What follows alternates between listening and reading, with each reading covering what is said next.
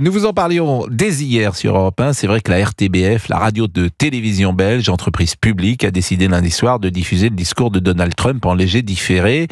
Il n'était pas en direct. Aurélie Didier, elle est directrice éditoriale adjointe de l'information de la RTBF, a parlé lundi soir d'un cordon sanitaire médiatique. Et pour cette responsable de la radio belge, entreprise publique, je le rappelle, Donald Trump a tenu des propos racistes d'extrême droite. Nous avons décidé, dit-elle, de diffuser ce discours avec un léger différé pour prendre le temps de l'analyse, du décryptage, qui est extraordinaire d'ailleurs parce qu'il est en différé de 2 minutes. Donc je voudrais savoir techniquement comment ça se fait. Donc il y a des gens manifestement qui écoutent en avance, qui écoutent en direct le discours de Donald Trump, et s'il avait dit quelque chose qui ne plaît pas à ces gens, je ne sais pas qui sont ces gens, des experts, des journalistes, des gens de la RTBF, en tout cas ce ne sont pas des magistrats, à ce moment-là on aurait dit non, on le censure. On ne fait pas écouter aux téléspectateurs belges, qu'on prend vraiment pour des imbéciles, soit dit en passant, parce que s'ils sont pas capables de faire le tri entre le bon gré entre le bon grain et l'ivraie, c'est vraiment qu'on les prend pour des ânes.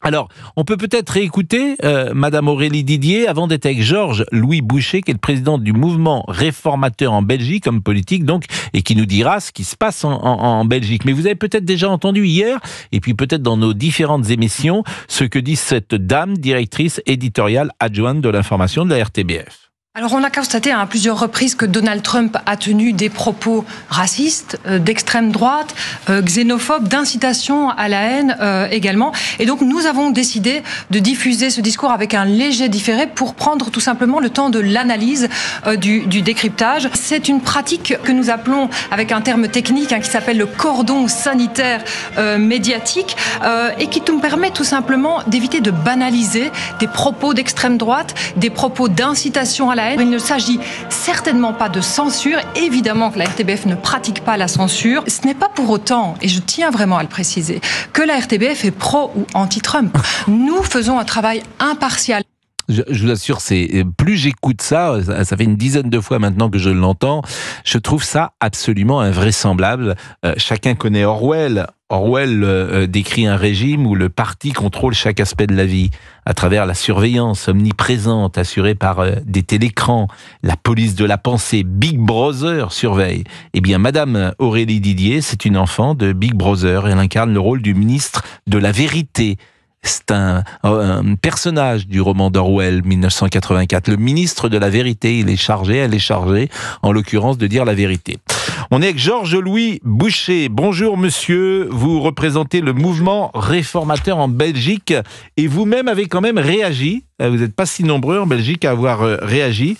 Vous avez écrit un tweet qui reprend un peu ce que nous disons là. D'ailleurs, vous interrogez de savoir qui est ce collège d'experts qui doit juger, et vous n'avez peut-être pas été suivi en Belgique.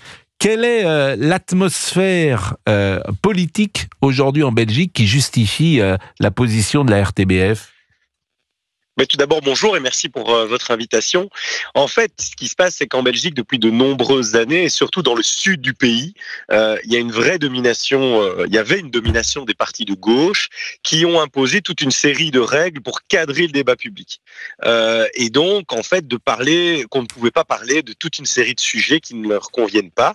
Et ici, c'est un petit peu la mise en œuvre. C'est-à-dire qu'on a une gauche aujourd'hui où dès qu'on n'est pas d'accord avec elle, on est d'extrême droite, on est populiste, on est trumpiste, pour éviter en fait d'aborder le fond du sujet et le fond du débat. Je dis que c'était avant parce que il se fait que lors des élections générales de juin dernier, c'est ma formation politique, le Parti libéral, qui a gagné les élections, et donc nous avons pu former une coalition de centre droit. Et donc comme la ministre des Médias et du mouvement réformateur, mais c'est le genre de choses qu'on veut faire évoluer, qu'on veut faire changer. Il est totalement inacceptable que le discours du président des États-Unis ne puisse pas être diffusé en direct, avec tous les problèmes que vous avez évoqués. Qui sont les experts qui peuvent déterminer qui peut venir à l'antenne et qui ne le peut pas, et surtout qui sont ces personnes qui vont soi-disant mettre en perspective les propos. Que le discours se fasse en direct ou pas, la mise en perspective est toujours possible, et je rappelle que les téléspectateurs ont quand même un libre arbitre et sont suffisamment intelligents pour pouvoir se faire leur propre opinion. Donc on est véritablement ici dans un excès et dans une politique de la pensée qui est inacceptable, mais qui malheureusement a été présente pendant de nombreuses années en Belgique francophone. J'entends ce que vous dites, mais même votre ministre des médias en fédération Wallonie-Bruxelles, je crois que c'est Jacqueline Galland, nous sommes d'accord. C'est bien ça. Bon, c'est bien ça. Elle est très prudente, elle est beaucoup plus prudente en tout cas que moi. Elle dit, je ne vous cache pas que j'ai été étonné de cette décision de la RTBF, et elle dit, sans remettre nullement en cause le principe du cordon sanitaire, je m'interroge sur l'efficacité de cette décision dans la mesure où cette retransmission était accessible sur tout un ensemble d'autres médias francophones. Donc elle a décidé d'interpeller la RTBF pour connaître la méthodologie, c'est le moindre des choses, me semble-t-il, ainsi que les arguments juridiques sur lesquels la radio-télévision publique s'était appuyée pour prendre cette décision. Mais je le répète, elle dit sans remettre nullement en cause le principe du cordon sanitaire. Mais enfin, faut le remettre en cause, ce cordon sanitaire, monsieur... Monsieur Boucher, me semble-t-il. Et alors, il y a deux éléments. Le premier élément, c'est tout d'abord le fait que sa prudence vient aussi du fait qu'on ne veut pas faire ce que l'on reproche aux autres, c'est-à-dire directement changer la ligne éditoriale. Nous devons le faire via des formes juridiques pour pouvoir avancer. Le deuxième élément, qui est l'objet de votre question sur le cordon sanitaire, est très simple. C'est qu'aujourd'hui, moi-même, j'ai été débattre contre une formation d'extrême droite en Flandre, puisque, vous le savez, dans le nord du pays, la Belgique est divisée en 3 régions, dans le nord du pays, eh bien, là, il y a un parti d'extrême droite qui atteint près de 25%, qui est donc très significatif. Et donc, j'ai eu un débat contre cette formation politique, parce que quand vous représentez près de 25% d'une population, eh bien, vous avez la légitimité, même si on n'est pas d'accord avec vos idées. Il se fait que du côté francophone, ça a suscité un tollé considérable. Et aujourd'hui, il n'y a que ma formation politique qui a une approche nouvelle de ce cordon, qui est de dire, quand un parti a un tel succès électoral, il n'est pas anormal qu'il puisse avoir accès aux médias. C'est même mieux pour le combattre, de passer via le débat. Par contre, c'est vrai que des petits partis qui ont des tailles microscopiques, qui ne sont pas représentés au Parlement, c'était pas nécessairement utile de leur donner plus d'amplitude. Et c'est là où les choses doivent pouvoir s'établir. Mais aujourd'hui, nous sommes la seule formation politique à avoir une telle réflexion. Et il y a un isolement complet sur le sujet. Or, la Belgique est un régime de coalition. Et donc, même quand nous gagnons les élections, ce que nous avons fait, nous devons au moins avoir un partenaire, ce qui est le cas, pour pouvoir diriger. Et donc, nous devons faire des compromis sur cette base-là. Bon, écoutez, j'entends, je vous remercie de ces précisions. Moi, je trouve que madame la ministre de Fédération Wallonie à Bruxelles pourrait être un peu plus offensive sur un sujet comme ça. Il n'y a pas de cordon sanitaire à avoir. C'est une formation qui a été élue et ceux qui ont été élus ont évidemment accès aux médias. Ça me paraît Monsieur Pro, si vous me permettez une chose... Je vais aller vous voir, je vais aller en Belgique, croyez-moi. On va faire bouger les choses. La liberté d'expression, c'est important. Mais restez avec nous parce qu'on marque une pause. Oui. On marque une pause, il est 11h12. C'est extra. Appelez-nous, vous nous écoutez peut-être en Belgique. Moi, ce que je souhaiterais, évidemment, monsieur Boubouk, ce sont nos amis belges qui doivent nous appeler en priorité. Comme hier avec Alexandre, tout à fait. Qu'est-ce qu'il y a? Non, pour vous rappeler qu'hier... hier était hier. Oui, non, mais d'accord. Aujourd'hui est aujourd'hui. Ah, ça, oui, vous inquiétez pas, j'avais bien compris. Aujourd'hui, c'est votre non-anniversaire, je vous le rappelle. Vous connaissez ça, cette chanson d'Alice au Pays des Merveilles. Le non-anniversaire. Vous connaissez pas cette chanson? Non, je connaissais le terme, mais pas la chanson. Le non-anniversaire, c'est une chanson célèbre dans Alice au Pays des Merveilles, version animée. Et moi, quand j'avais des enfants, ils écoutaient ça régulièrement, donc je chopais un peu la musique ou ce qui se disait dans le poste. Mais qu'est-ce que c'est? C'est le blues du lendemain, en fait, c'est ça? Non, c'est justement un personnage dans Alice au Pays des Merveilles, je ne sais plus lequel, qui souhaite un non-anniversaire parce que c'est un jour comme les autres et il dit il n'y a pas de raison de souhaiter simplement. Oui, je vais me renseigner. C'est le lapin? Ah, il semble aussi. Avec le chapelier fou. Oui. Que dites-vous? C'est le lapin. Je salue Françoise Laborde qui a répondu d'ailleurs au tweet qu'avait fait Laurent Tessier, puisque c'est Laurent quand même qui a soulevé le lièvre. Ah oui. Et il faut le saluer de cette affaire de la RTBF. Et Françoise Laborde avait écrit hier, hallucinant, et elle ose dire qu'il ne s'agit pas de censure. Elle parle évidemment de la personne Aurélie Didier, qui est directrice éditoriale de l'information de la RTBF. C'est juste le président des États-Unis. Honte à vous RTBF, RTBF Info, l'inconscience de ces gens qui pratiquent un terrorisme intellectuel et qui prennent leurs téléspectateurs pour des abrutis et stupéfiantes, a écrit Françoise Laborde, qui sait quand même de quoi elle parle. Elle a été longtemps une excellente journaliste à TF1 et France Télévisions. télévision et elle a été également membre du CSA qui contrôlait à l'époque la télévision publique et privée. Donc on est avec toujours Monsieur Boucher, président, je le rappelle, du mouvement réformateur en Belgique.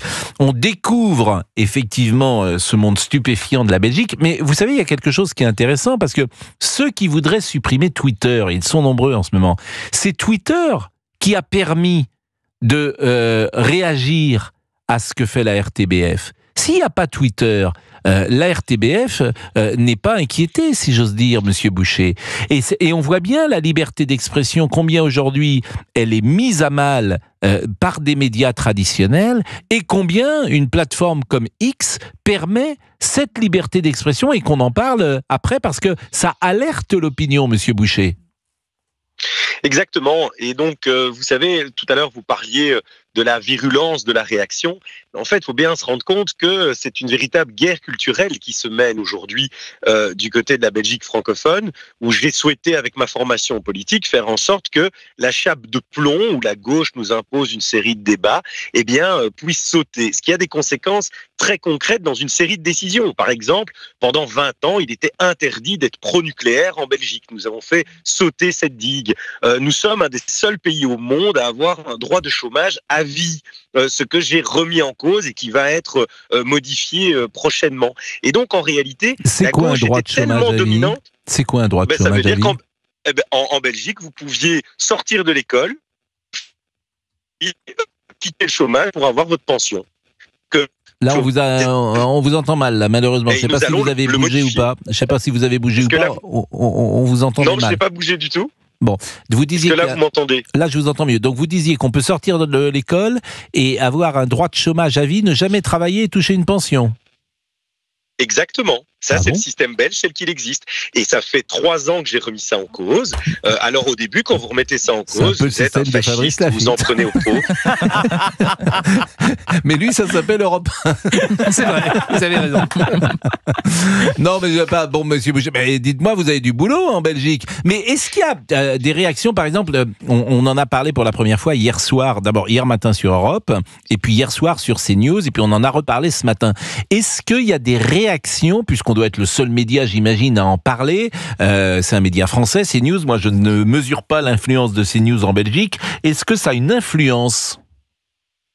Alors oui, ça a quand même une influence, puisque nous avons un éditorialiste du journal populaire le plus lu en Belgique francophone qui a fait un édito, mais figurez-vous que les mêmes défenseurs, vous savez, de gauche, qui aiment beaucoup la tolérance, ont hué cet édito quand on l'a évoqué à la tribune du Parlement.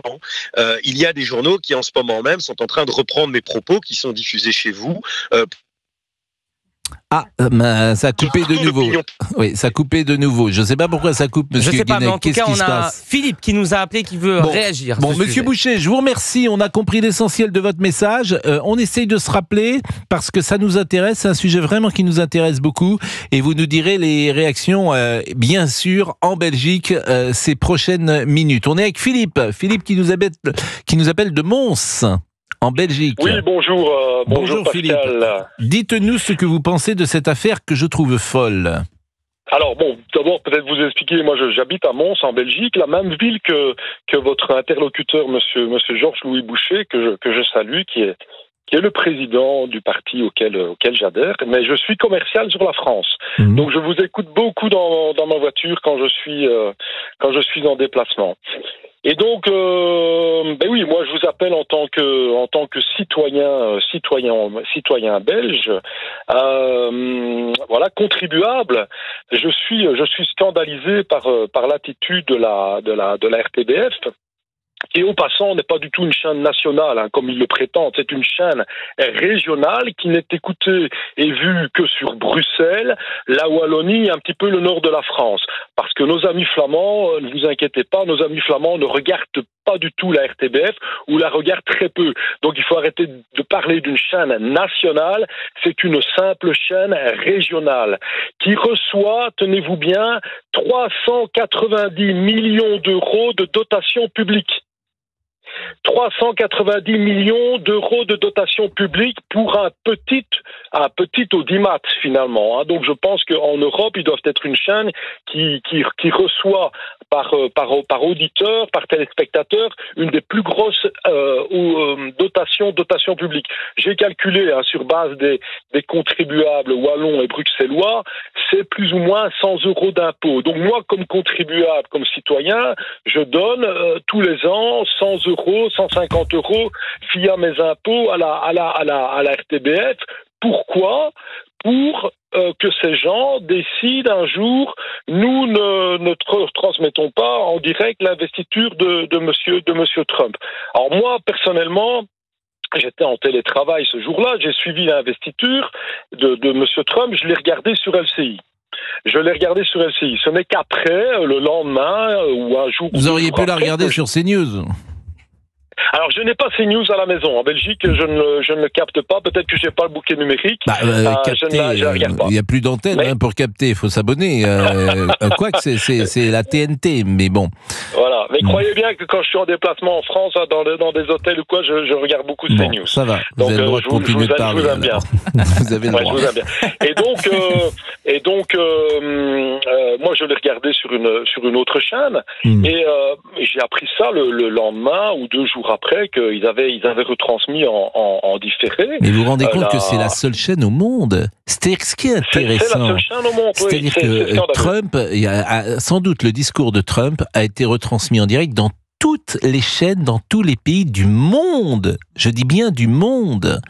Et vous avez, peut-être pas en Corée du Nord, faudrait vérifier d'ailleurs, peut-être que le seul pays où ça n'a pas été aussi retransmis, c'est en Corée du Nord. Mais c'est sidérant quand même. Je pense qu'en Corée du Nord, ça n'a pas été retransmis d'ailleurs. Je pense qu'en fait, il y a 2 pays où ça n'a pas été retransmis, c'est la Corée du Nord et la Belgique, en direct. C'est drôle ce que je dis là, mais je ne suis pas loin de penser ça. Bon, écoutez, on va marquer une pause en tout cas, Philippe, mais le débat public, effectivement, tel qu'il se met en place à la RTBF, on pourrait appeler la RTBF ou pas ? Si on appelait au standard, ah oui, j'imagine.